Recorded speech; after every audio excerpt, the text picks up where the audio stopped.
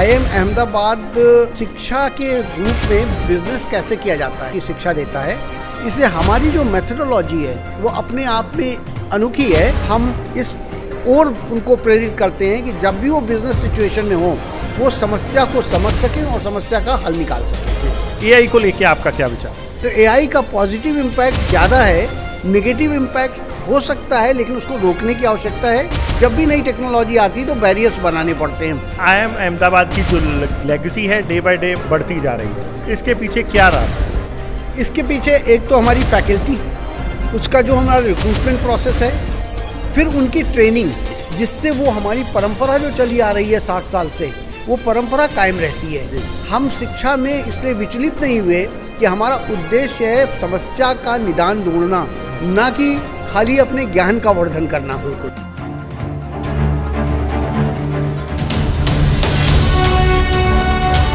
जनहितैषी, TRP नहीं भरोसा आपका।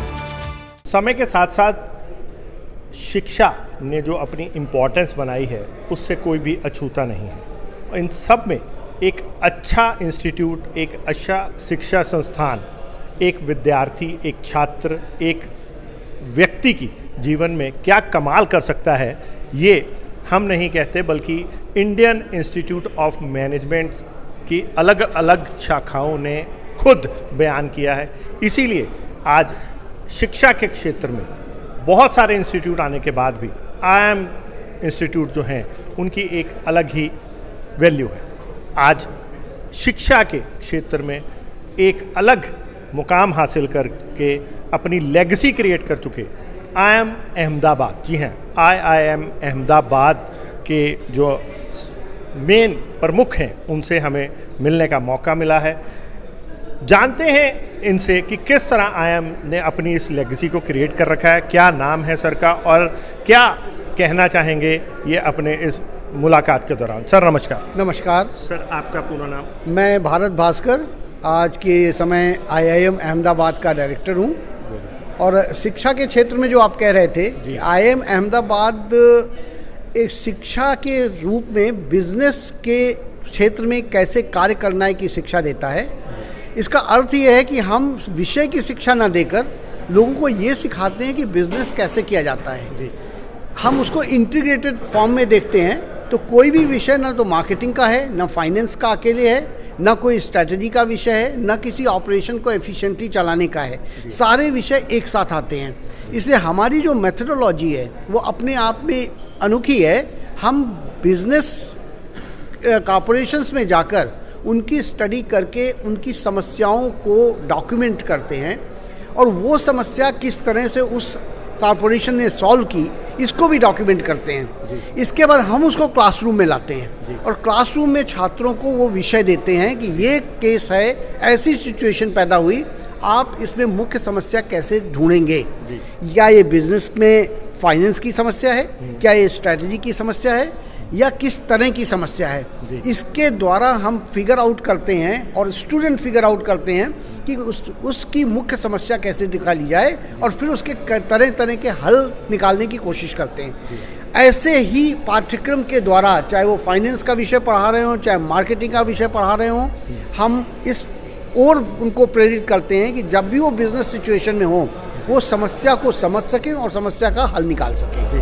सर, IIM अहमदाबाद, ऐसा लगता है कि एक आपका एक एग्रीमेंट हो रखा है कि मोनोपोली है कि IIM अहमदाबाद की बहुत सारे हमने शिक्षा संस्थान देखे जो आए, बहुत पीक पे गए, लेकिन एक बात के बाद उनकी ऊंचाई थोड़ी कम हुई।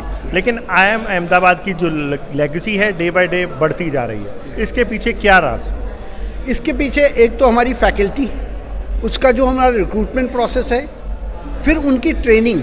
हम अपनी फैकल्टी को जैसा मैंने पाठ्यक्रम के बारे में समझाया कि हम किस तरह पढ़ाते हैं, हमारे सीनियर फैकल्टी मेंबर अपने नए आने वाले फैकल्टी मेंबर को इस माहौल में ट्रेन करते हैं, जिससे वो हमारी परंपरा जो चली आ रही है 60 साल से, वो परंपरा कायम रहती है। हम शिक्षा में इसलिए विचलित नहीं हुए कि हमारा उद्देश्य है समस्या का निदान ढूंढना, ना कि खाली अपने ज्ञान का वर्धन करना। और उसके कारण ही हम इतने सालों से काम कर रहे हैं। दूसरा हमारा है कि हम इंडस्ट्री के साथ बहुत क्लोजली काम करते हैं। इंडस्ट्री के साथ अगर IIM अहमदाबाद की शुरुआत देखेंगे तो आपको ताजुब होगा कि संस्थान 1961 में शुरू हुआ, बिल्कुल ऐसा ही। लेकिन हमने अपना MBA प्रोग्राम या जो पोस्ट ग्रेजुएट डिप्लोमा प्रोग्राम है वो 2065 तक नहीं शुरू किया। 4 साल हम क्या करते रहे? 4 साल हमने ऐसा सोचा कि पहले हमको इंडस्ट्री से जाकर सीखना है और उनको सिखाना है जी। और इसलिए हमने सिर्फ इंडस्ट्री के साथ जाकर प्रोग्राम किए कि उनके मैनेजर्स की कैपेसिटी को कैसे बढ़ाया जाए जी। और उसके साथ साथ हमको खुद को भी सीखने को मिला कि उनके मैनेजर्स की कैपेसिटी क्या है, बढ़ाने के लिए हमको क्या करना चाहिए और उनके एक्सपीरियंस से हमने खुद भी सीखा। वो परंपरा हम आज भी कायम रखते हैं, इसलिए हमारा जिसको एग्जीक्यूटिव एजुकेशन कहते हैं, हमारे कई प्रोग्राम ऐसे हैं जिसके जो हमारे 2 साल के पाठ्यक्रम से नहीं हुए और आज भी नहीं आते हैं, लेकिन वो हमारे 4 महीने और 6 महीने के कार्यक्रम में आते हैं सीनियर मैनेजर्स और CEO बनकर अगले 5 या 10 साल में वो CEO बनते हैं। तो हमारा जो ये ट्रेनिंग मॉडल है, लर्निंग मॉडल है, जिसमें हम सीखते हैं और फिर नए छात्रों को वही शिक्षा देते हैं। तो ये मॉडल हमारा काम करता है, जिसके कारण हम लगातार जो भी टेक्नोलॉजी बदल रही है, चीज़ें बदलेंगी, लेकिन हम तो इंडस्ट्री से सीधे इंटरेक्शन रखते हैं, तो हमारा पाठ्यक्रम अपने आप अपग्रेड होता रहता है। जी सर, AI आर्टिफिशियल इंटेलिजेंस, आज हर कोई बात कर रहा है कि AI भविष्य है, उसमें भविष्य तलाशा जा रहा है, बच्चों को AI के कोर्सेज करवाए जा रहे हैं, लेकिन पैरेलली इसके कुछ डीमेरिट्स भी सामने आए हैं। तो AI को लेके आपका क्या विचार? देखिए, जब भी कोई नई टेक्नोलॉजी आती है तो वो एक मल्टीप्लायर होती है। जो कार्य ह्यूमन माइंड करने में या ह्यूमन इंद्रियां जो हैं हाथ और पैर करने में सफल होते हैं, उससे कई गुना हाई स्पीड से वो काम हो जाता है। AI भी ऐसी ही एक टेक्नोलॉजी है, उसका अच्छा उपयोग भी हो सकता है, उसका बुरा उपयोग भी हो सकता है। अभी वो नए स्तर पर है, इसके लिए हमको एक रेगुलेशन बनानी होगी, एथिकल AI की जो उसके अंदर ही डालना होगा कि हम उसका अनएथिकल प्रयोग ना कर सकें। और इसके AI के कारण हमारी अपनी एफिशिएंसी बढ़ेगी। हम जो मैनुअल कार्य करते हैं, जो ऑटोमेट तो हुए, लेकिन उसमें डिसीजन मेकिंग ऑटोमेट नहीं हुई, वो डिसीजन मेकिंग क्षमता भी हमारी बढ़ेगी क्योंकि AI हमको सपोर्ट देगी। तो AI का पॉजिटिव इम्पैक्ट ज़्यादा है, नेगेटिव इम्पैक्ट हो सकता है, लेकिन उसको रोकने की आवश्यकता है। जब भी नई टेक्नोलॉजी आती है तो बैरियर्स बनाने पड़ते हैं। IT भी आई थी, IT के साथ भी ऐसे ही बैरियर बनाने पड़े। ई-कॉमर्स आया, शुरू में नेगेटिव और पॉजिटिव दोनों इफेक्ट थे, आज वो पॉजिटिव इम्पैक्ट दे रहा है क्योंकि नेगेटिव इम्पैक्ट को हमने गार्ड करने की कोशिश की है रेगुलेशंस के द्वारा। सर भास्कर साहब, एक बहुत अच्छा क्वेश्चन आया है कि अक्सर हम ये समझते हैं, लोग कहते हैं कि हमारी जो शिक्षा पद्धति है वो बहुत पुरानी है, उसमें बदलाव की ज़रूरत है।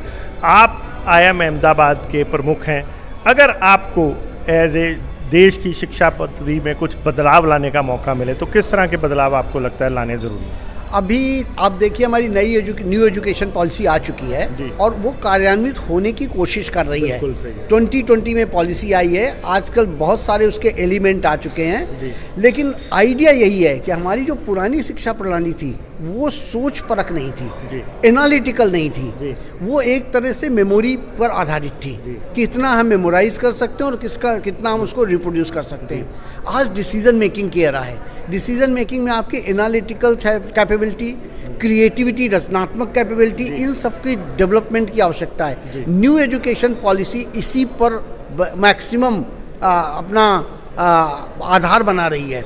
उसके बाद आप स्पेशलाइजेशन की तरफ जाएंगे, वहाँ एक विषय पर ज्ञान बढ़ाएंगे, लेकिन जो प्लेटफॉर्म डेवलप होगा सबका, वो रचनात्मकता, एनालिटिकल गुणवत्ता और क्वांटिटेटिव एबिलिटी का होगा, जिसके कारण हर क्रिएटिव क्षेत्र के लोग अपने क्षेत्र में आगे जा सकते हैं। आपका कहने का मतलब है कि वर्कशॉप्स उसमें ऐड की गई हैं, वो बहुत अच्छी है, वर्कशॉप हैं, प्रोजेक्ट्स हैं, क्रिएटिव चीज़ों को क्रेडिट मिलेंगे। जैसे बहुत सारी क्रिएटिव चीज़ें, स्पोर्ट्स था, बिल्कुल ठीक है, या और विद्यालय में आप क्रिएटिव चीज़ें करते थे, ड्रामा है, ये उनका कोई क्रेडिट नहीं था। आप सर्टिफिकेट लेते थे, नौकरी में कहीं लगाने की कोशिश करते, आज उन सब का क्रेडिट मिलेगा, तो आपकी डिग्री में वो सब काउंट हो जाएगा। बिल्कुल ठीक। और अगर आप स्पोर्ट्स में बहुत अच्छे हैं तो आपकी डिग्री में कुछ विषय और काफ़ी स्पोर्ट्स मिलाकर भी आपको डिग्री मिल जाएगी। तो एक स्पोर्ट्समैन को क्या चाहिए, वो अपनी फील्ड में एक्सेल करता है, लेकिन कहते हैं डिग्री नहीं पा सकता, राइट। या एक गुणवान व्यक्ति किसी भी गुणवत्ता है, वो इलेक्ट्रिकल में या क्रिएटिविटी करता है जिससे वो नई चीज़ों की ईजाद कर सकता है, लेकिन वो डिग्री नहीं पा सकता था। अब नई शिक्षा नीति में उनको भी डिग्री पाने की संभावना है। बिल्कुल ठीक है सर। एक क्वेश्चन है, आपका तो बहुत तजुर्बा है, हम लोग बहुत अभी कम हैं आपसे।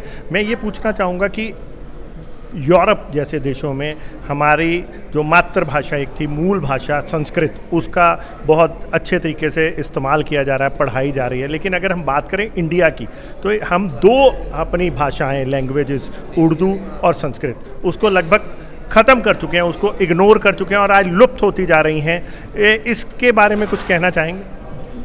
देखिए, सबसे ज़्यादा ज़रूरी होती है मातृभाषा जी।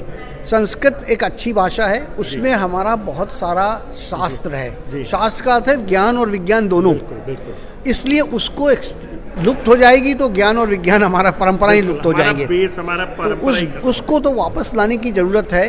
लेकिन जो छात्रों की आवश्यकता है, आप संस्कृत में उनको पढ़ा नहीं सकते, आपको संस्कृत को जीवित रख सकते हैं आज।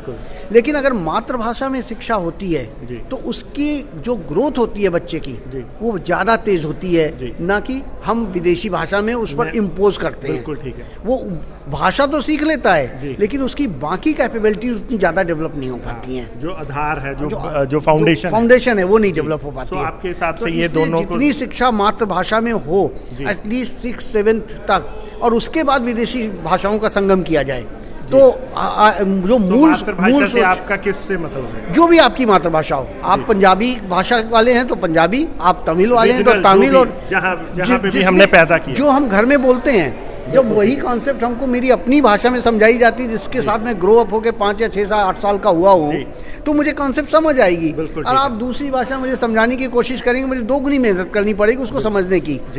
तो इसलिए मेरा अर्थ है कि पहले 6 से 8 साल की शिक्षा जो है वो अपनी मातृभाषा में हो, उसके बाद विदेशी भाषा तो हमेशा सीखी जा सकती है। फाउंडेशन स्ट्रांग होनी चाहिए। सर, एंड में आप अपनी तरफ से देश के जो छात्र हैं, स्टूडेंट हैं, भविष्य हैं, उनको कोई मैसेज देना चाहेंगे जो फॉरेन को भाग रहे हैं या जो देश में रह रहे हैं लेकिन अनसेटिस्फाइड है, उनके लिए कुछ?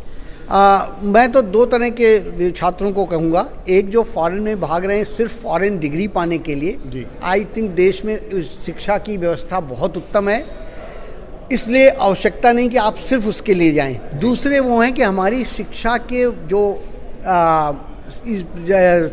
संसाधन उपलब्ध हैं वो सबके लिए काफ़ी नहीं है। इसके लिए जो जा रहे हैं तो जा सकते हैं, लेकिन अब नई शिक्षा नीति में अगर आप देख रहे हैं कि विदेशी संस्थान भी इंडिया में आ रहे हैं। 2 यूनिवर्सिटी आ चुकी हैं और कुछ और यूनिवर्सिटी ही अगले 2 या 3 सालों में यहाँ पर विदेशों से आ जाएंगी। तो वो विदेश जाने की बजाय अगर सिर्फ इसलिए जा रहे थे कि उनको यहाँ पे शिक्षा का मौका नहीं मिल रहा था, वो विदेशी संस्थान भी यहाँ पर अवेलेबल होंगे। IIM अहमदाबाद अपने में क्या बदलाव ला रहा है? समय के साथ कहते हैं ना बदलाव ज़रूरी है, तो किस तरह के बदलाव ला रहा है या किस तरह की भावी योजना? जैसे ही विदेशी संस्थान हमसे कम्पीट करने यहाँ पर आ रहे हैं, हम लोग विदेशी संस्थानों को उनके देशों में भी जा रहे हैं। हमने अपना दुबई में ऑलरेडी एक सेंटर खोला है जिसमें एग्जीक्यूटिव एजुकेशन हम उनकी वहाँ पर कराते हैं। दूसरा, हमने एक नया कार्यक्रम शुरू किया है जिसमें कोई भी कहीं बैठकर पढ़ सकता है, और इसलिए हम विदेशों में भी उसको ऑफर कर रहे हैं। हमारा ऑनलाइन MBA, मतलब डिस्टेंस लर्निंग। ऑनलाइन MBA अलग है। इसमें क्या है कि हम ऑनलाइन सिंक्रोनस क्लास करते हैं और 1-on-1 खाली आप डिजिटली अटेंड करते हैं, और 30 दिन हमारे अहमदाबाद में आएंगे आप टुकड़े में। उसकी फीस हमारे बाकी प्रोग्रामों से करीब 20 या 25% कम होगी। और इस प्रोग्राम के द्वारा हम वर्ल्ड वाइड रीच आउट कर रहे हैं। तो हमें अभी उसका नाम ऑनलाइन MBA कहते हैं, बट एक्चुअली वो ब्लेंडेड मोड में है। कब से शुरू किया है ये प्रोग्राम? सितंबर में होगा। ऑलरेडी एडमिशन की लास्ट डेट 10 मई है। ओके, सो ऑलरेडी ये दिस इज फर्स्ट ईयर है? ये पहला साल होगा उसका। पहला बैच हम लेंगे। राइट। और हमारी एक्सपेक्टेशन है कि उसमें से 10 से 20% विदेशी छात्र होंगे। ठीक है sir, thank you sir, thank you, धन्यवाद। सो ये थे हमारे साथ IIM अहमदाबाद के जो प्रमुख हैं मिस्टर भास्कर। सो इनसे हमने बहुत सारी बातचीत की। ऐसे ही अलग अलग मुद्दों पे और भी बात करेंगे। देखते रहें, बने रहें TV 24।